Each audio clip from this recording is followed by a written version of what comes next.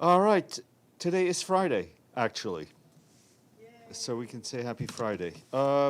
As a reminder, at 1 p.m. there will be a briefing here by the president of our General Assembly, Annalena Baerbock. She will be here to brief you on the end of the first week of the 70th session of the Commission on the Status of Women. And at 12:45 p.m. on Monday, just to mark your calendars, William O'Neill, the UN designated expert on human rights in Haiti, will be here to brief you on his recent trip to Haiti. I think, as you all saw, the Secretary General arrived in Beirut earlier today. He arrived from Ankara and landed in Lebanon at a critical and timely moment for the country and the wider region. Upon his arrival, he said this is a visit of solidarity with the people of Lebanon who did not choose this war. They were dragged into it. The Secretary General appealed to both parties to agree to an immediate ceasefire and stop the enormous suffering of civilians in the region. The Secretary General just finished a round of meetings with President Joseph Aoun, with the Speaker of Parliament, Nabih Berri, and with the Prime Minister, Nawaf Salam. In all his meetings, the Secretary General reaffirmed the UN's strong support for Lebanon's territorial integrity and sovereignty, and for the Lebanese state's exercise of a monopoly on the use of force in its own country. Discussions with Lebanese officials focused on the full implementation of Security Council Resolution 1559 and 1701, including the establishment of a lasting security and stability across the Blue Line and beyond. In his meetings, the Secretary General was accompanied by Jean-Pierre Lacroix, his Undersecretary General for Peace Operations, Janine Hennis-Plasschaert, the Special Coordinator for Lebanon, Imran Riza, the Resident Humanitarian Coordinator for Lebanon, and Major General Diatato Abanyara, the Force Commander of our peacekeeping forces in the country. In remarks to the media that have been shared with you, the Secretary General said he hopes that this next visit to Lebanon will be a visit of Lebanon in peace. The Secretary General and the Prime Minister of Lebanon just launched a flash humanitarian appeal of $308.3 million to provide life-saving support to 1 million people impacted, and that it will cover for the next 3 months. He also emphasized that the success of this effort will depend on swift and flexible funding, as well as ensuring that humanitarian workers can safely reach those who are most in need. He also called for the respect of international humanitarian law, and that includes the protection of civilians. The Secretary General is scheduled to hold a press conference tomorrow for media in Lebanon, and we expect him back in this country on Sunday. Let me outline some of the reasons why we're asking for this money for Lebanon. We and our humanitarian partners, together with authorities, are scaling up urgent assistance to displaced people throughout Lebanon. As of March 12th, we've distributed some 632,000 hot meals and 18,000 ready-to-eat meals. We've also provided more than 382,000 liters of bottled water and over 1,700 cubic meters of clean water through water trucking. More than 211,000 liters of fuel have been supplied to sustain water services to reach 700,000 people. Government figures indicate that many people continue to be displaced. More than 822,000 people, including nearly 300,000 children, have registered with the government as being displaced. And around 128,000 people are sheltering in nearly 600 collective sites across the country. We, of course, imagine that the actual number of displaced is much higher. We once again reiterate the need for safe and sustained humanitarian access so that we and our humanitarian partners and the government humanitarian system can reach everyone who needs help. On the peacekeeping front, our colleagues at the UN Interim Force in Lebanon, UNIFIL, tell us that the situation in southern Lebanon continues to deteriorate, with rockets and missiles fired at Israel and airstrikes in Lebanese territory. resulting in increasing casualties, including civilians, and displacement and destruction. UN peacekeepers continue to observe artillery shelling in Sector East, as well as ground incursions by Israeli defense forces up to 7 kilometers inside Lebanese territory. We continue to urge all sides to cease hostilities and recommit themselves to the full implementation of Security Council Resolution 1701, and that resolution remains essential for the safety and security of civilians on both sides of that blue line. Peacekeepers remain on the ground in this difficult environment, assisting civilians to move to safer areas and continuing to monitor and report on the situation. The volatile security situation continues to restrict movements of the peacekeepers. UNIFIL will continue to facilitate humanitarian access and support missions by ourselves and the international organizations, including the Lebanese Red Cross, to support delivery of essential humanitarian aid of people living in UNIFIL's area of operations. Turning to Gaza, the Office for the Coordination of Humanitarian Affairs tells us that today and yesterday, nearly all humanitarian movements to the Karim Abu Salam crossings were denied. Only one was allowed through. As a result, we have been able to collect fuel, but nothing else. Our colleagues from the World Health Organization report that they have offloaded the crossing, but not allowed to collect, including 50 intensive care unit beds, 170 pallets of medicine, which includes paracetamol, aspirin, and ibuprofen. As per the weekly schedule, there'll be no offloading incoming supplies at that crossing today and tomorrow. You will recall that the Abu Salam Karim Shalom crossing remains the only operational crossing into Gaza, as both Rafah and Zikim continue to be shut since the start of the regional escalation. Through daily engagements with authorities, we continue to call for the opening of additional crossings and for more types of critical humanitarian supplies to be allowed into Gaza. The assistance that is currently being distributed in Gaza includes dignity kits to roughly 15,000 women and girls, and what we need is predictable flow of humanitarian aids in sufficient volumes to meet all the needs. In the West Bank, meanwhile, movement restrictions tightened again yesterday in northern areas for Palestinian civilians following the killing of 2 Palestinians by Israeli forces who stated the 2 had tried to carry out a ramming and shooting attack against Israeli soldiers in Nablus governorate. Tightened checkpoint closures across the West Bank have undermined Palestinians' access to services and workplaces, as well as emergency operations by humanitarians. Meanwhile, our partners are operating a toll-free hotline across the occupied Palestinian territory reported a nearly 25% rise in calls related to physical gender-based violence. This is alongside a rise in calls indicating suicidal thoughts. This is based on a comparison between the first 2 months of this year and the same period last year. Staying in the region, our Undersecretary General for Humanitarian Affairs, Tom Fletcher, today issued an urgent call for the unhindered and safe passage of humanitarian cargo through the Straits of Hormuz. He warned that any disruption would drive the price of food, medicine, and other life-saving supplies, hitting the most vulnerable people the hardest in the Middle East and far beyond. Mr. Fletcher told the Security Council on Wednesday that we are already seeing the impact of this. In Gaza, the price of flour has risen 270%. Globally, shipping costs are up 16% compared to this time last year, and disruptions to maritime routes could delay humanitarian shipments to crisis hotspots around the world by 6 months.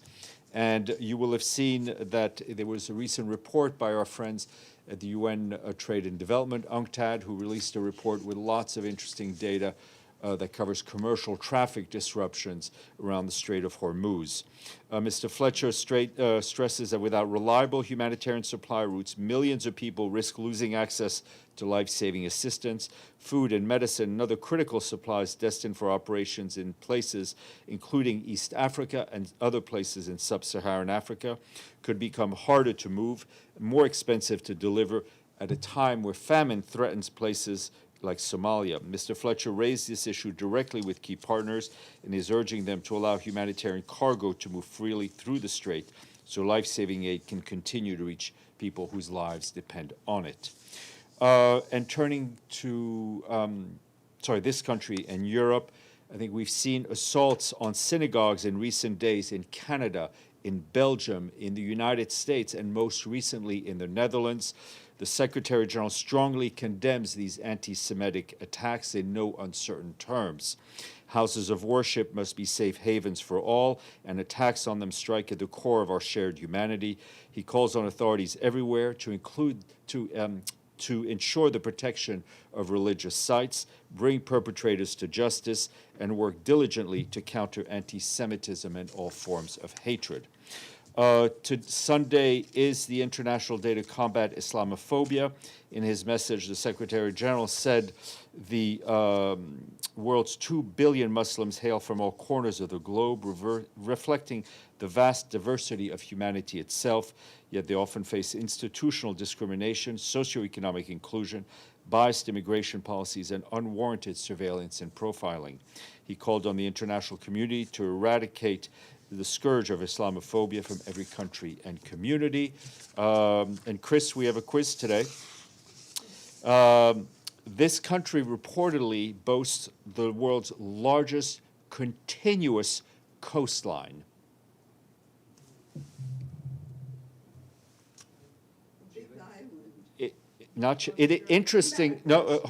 Interestingly, it is also home to the largest Japanese population outside of Japan. Australia. Brazil, exactly. It's Al Jazeera nonetheless. Very good. This other country hosts the massive Songkran Water Festival. Who said Thailand? Very good, Noreen. And Thailand is also known as the land of smiles. There you go. So we thank our friends in Brasilia and in Bangkok for their full payments to the budget in full. We'll go to Gabriel, then go. No. Okay. All right. So Gabriel, and then go ahead. I know the pressure's on. Otherwise, Edie's always a good standby with a question. But go ahead. I don't understand how aid is not able to get into Gaza still at this point. We hear over and over, day after day, only one border crossing is open, and you just said that basically, other than petrol, nothing has gotten through. How does this continue to happen day after day without any sort of accountability, any sort of action that can be taken? Well, we do what we can. We raise this issue on a daily basis with our Israeli counterparts, but I think that's a question for your colleagues to ask the Israelis in Israel. And I know you're not part of the Board of Peace. However, there is the NCAG, the National Committee for the Administration of Gaza, that's under the Board of Peace. You guys, there's no interaction with them, apparently. There's no working relationship with them. Is that safe to assume? At this point, I think that's. I mean, we interact with the Board of Peace within the scope of the Gaza situation, but I have nothing else to share with you at this point. Edie and then Pam.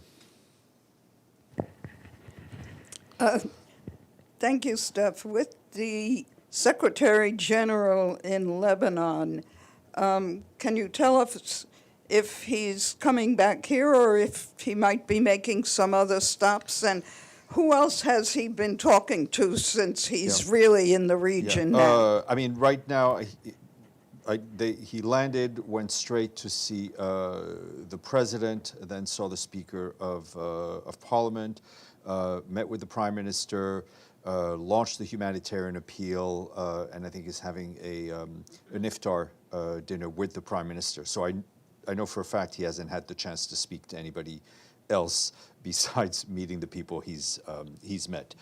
We do expect him back here on Sunday. If that changes, I'll let you know. Pam and then Namo. Thank you. Thanks, Steph. You mentioned that the USG Tom Fletcher is calling for humanitarian aid to get through the Strait of Hormuz. Two side questions on that. Is he or the SG, anyone speaking with the Iranians about the strikes, and also about, is there anyone at the UN speaking about the sea mines that have been planted? Thank you. On the sea mines, I'm not aware of any particular discussion. The Secretary General did speak to the Iranian Foreign Minister a few days ago, and I know Mr. Fletcher has also been in touch with the Iranian authorities. And is it, has the Strait of Hormuz come up? Yes, I mean, I in see. those discussions. Any readout on that? Not that I can share beyond what I've already shared. Thank Namo. you. Thank you, Stéphane.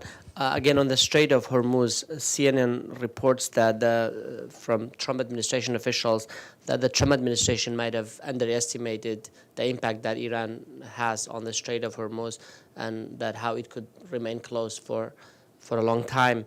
I wonder if there's an assessment in this building at the United Nations for the long-term effects on energy security and economic growth, and how bad could this get? Well, I mean, I think the report from UNCTAD laid out some pretty dramatic impact already. I think more than 94% drop in 98 in shipping, the potential huge spike in the price of fertilizer, which is often overlooked as we focus on oil. The price of oil that we're seeing. We have colleagues at UNDP who are preparing a look at the longer term impact, but I think the impact is pretty transparent. Huge spike in insurance costs if ships even get insurance. The risk of life and limb to the seafarers who are on these ships. I mean, the impact is pretty transparent. Okay. Sorry, Noreen. There we go. So with regards to the Secretary General's visit, meeting with the President of Lebanon, it was said that the Lebanese President had made an offer to Israeli had made an offer to negotiate possible end to negotiations with Israel, but Israel has rebuffed this offer, and apparently, according to the president, he had actually discussed this with the Secretary General. Is there anything you can share about that? No, I think you've seen, I mean, for our sharing of information comes from the stakeouts the Secretary General has done. I think and we've shared that with you. I assume Secretary General have more to say in the wrap-up press conference he will have on tomorrow in Beirut. Gabriel, and then we'll go back to Pam. Thanks, Steph. Today, the president of Cuba said that they confirmed that they are in some sort of, quote, sensitive talks with the United States about some sort of diplomatic solution to the now 3-month-long oil embargo that Cuba has been under. Does the SG have any reaction to these confirmation of these talks? We're aware of the announcement of the talks between the government of Cuba and the United States. I can tell you we very much welcome the dialogue as a means to peacefully resolve the bilateral disputes. He's also, Secretary General, also encouraged by the news that the Cuban government has released 51 prisoners. I think we had the resident coordinator from Cuba here a few days ago, and I can tell you that we remain very much concerned by the situation in Cuba, where the inability to import fuel has an obvious and negative impact on health systems, access to food and water, and I think we gave you an update on that earlier this week. On our end, we are also working with partners, with authorities, to see how we can assist the most vulnerable people. And what we want to see are, in this context, member states increase their humanitarian assistance and contribution to make sure that the aid gets to Cuba unhindered. Pam. Thank you. Back to the Strait of Hormuz. I'm going back to Gabe's question yesterday, which is, the UN had such success with the Black Sea Grain Initiative. Is there any thought, Tom Fletcher, you mentioned today, is talking about trying to get humanitarian aid through. Is there any thought about the UN trying to get some kind of ceasefire in the Strait of Hormuz. And I mean, I think the last, maybe I'm missing some, but the last time a major sea channel was closed was 56 with the Suez Canal, and we know how that ended up, including with the UN. Is there any attempt to try to negotiate out of that piece? Well, what is clear is that we want to see the Strait of Hormuz as an international waterway be able to handle traffic freely without any fear of attack whatsoever, and it's part of respect of international law. You know, I think the situation around the Strait of Hormuz and the Black Sea are different, right? And I will, but I have nothing else to share with you at this point on the further information you asked for. Okay, any questions online? I see Islam. Yes, please go ahead. Hi, Steph. Thank you very much. And there's a report today that the Pentagon is moving a Marine Expeditionary Unit to the Middle East around the Strait of Hormuz. The unit that consists up to 2,500 soldiers, Marines. What's your reaction to this possibility? Well, we've just seen reports. I'm not going to comment on it. I think, as you know, what we want to see is a de-escalation of the military kinetic activities and a return to diplomacy. Thank you all. Enjoy what remains of Friday. Oh, and the PGA is coming up in 16 minutes, and I'm sure she is on time. All right. Thank you. Have a nice weekend. Yes, yes, yes.